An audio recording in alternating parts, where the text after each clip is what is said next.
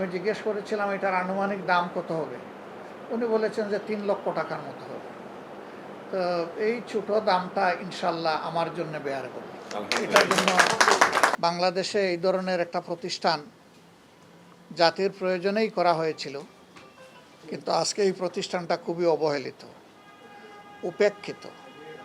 যেভাবে এটাকে ঝুলিয়ে রাখা হয়েছে, তাইলে সরকার বলে দিতে পারে যে এটার প্রয়োজন নেই, আর যদি প্রয়োজন থাকে তাইলে ঝুলিয়ে রাখার কোনো অবকাশ নেই। এটার একটা সমাধান অবশ্যই হওয়া চাই। সংসদে আমি আপনাদের এই আসনের প্রতিনিধিত্ব করার পাশাপাশি আরও 299টি আসন সম্পর্কে আমার বিবেকের জায়গা থেকে আমাকে কথা বলতে হয়। তারপরে এটা আমার প্রাধান্য, কারণ এই এলাকার মানুষ আমাকে নির্বাচিত না করলে আমি সংসদে আজকে এইভাবে কথা বলার সুযোগ পেতাম না। কৃতজ্ঞতার জায়গা থেকে আমাকে এই কাজটা অবশ্যই করতে হয়, করে যাব ইনশাল্লাহ।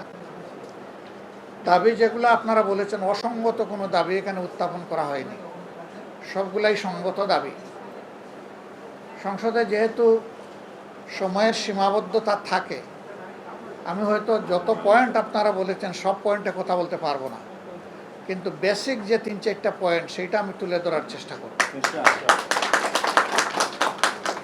আর আমি আপনাদেরকে এই ওয়াদাও দেব না যে সব দাবি আদায় করে দেব। আমি আপনাদেরকে ওয়াদা দেব যে দাবি আদায় আপনাদের লড়াইয়ের সাথে আমি থাকব।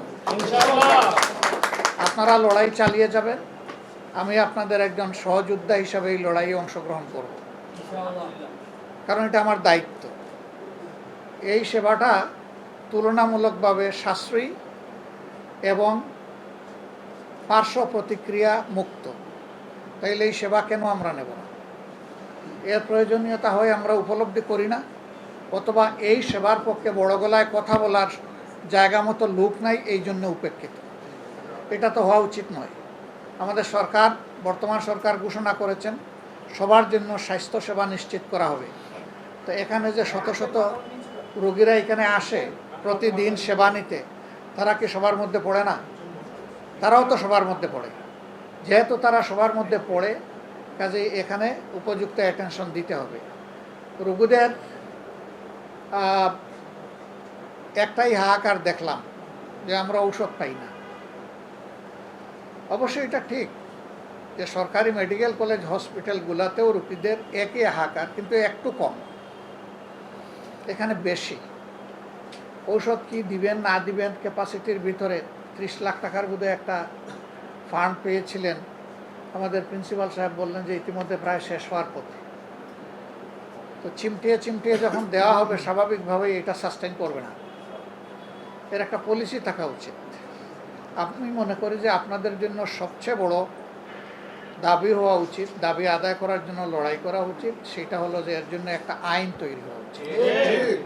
আইনের ভিত্তি যখন দাঁড়াবে, তখন বাকি জিনিসগুলো ডান হাত ধরে সব চলে আসবে।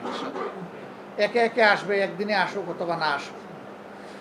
আমি চেষ্টা করব আপনাদের হয়ে কথাগুলো বলার। পরিদর্শনকারে আমি যে জায়গাগুলো দেখেছি, এর মধ্যে ল্যাবরেটরিতে ঢুকেছি, শেষমেশ গবেষণাগারে গিয়েছি, আমি ফ্লোরে গিয়েছি, আউটডোরে গিয়েছি, বিভিন্ন সেবা দেখার চেষ্টা করেছি, রোগীদের সাথে একান্তে কথা বলেছি, সবার সামনে কথা বলেছি। আমি আমার দায়িত্বটা বুঝে নেওয়ার চেষ্টা করেছি এর মাধ্যমে। আমি চেষ্টা করব ইনশাআল্লাহ। এই সময়ই প্রিন্সিপাল সাহেব বলছিলেন যে আমরা প্যাথোলজিক্যাল কিছু ইনভেস্টিগেশনের সার্ভিস এখানে দিতে পারি, কিন্তু আমাদের এক্সরে মেশিন আছে, ফিল্ম আছে, বাট একটা ভোল্টেজ স্টেবিলাইজারের অভাবে আমরা ওইটা অপারেট করতে পারি না। আমি জিজ্ঞেস করেছিলাম এটার আনুমানিক দাম কত হবে। উনি বলেছেন যে 3 লক্ষ টাকার মতো হবে। তো এই ছোট দামটা ইনশাল্লাহ আমার জন্য বেয়ার করবে। এটার জন্য সরকারি অনুদানের প্রয়োজন হবে না। আগামী কালকেই এটা আপনাদের হাতে, কালকে বোধহয় বন্ধ নাকি? শুক্র শনি বন্ধ না, শনিবার খোলা? শনিবার আপনাদের হাতে ইনশাল্লাহ পৌঁছে যাবে। এরপরে আপনারা আপনাদের মতো করে এটা ব্যবস্থা করে নেবেন ইনশাল্লাহ। ছোট্ট একটা অগ্রগতি দিয়ে শুরু হোক, বাকিটা আল্লাহ চাইলে সামনে হবে ইনশাল্লাহ।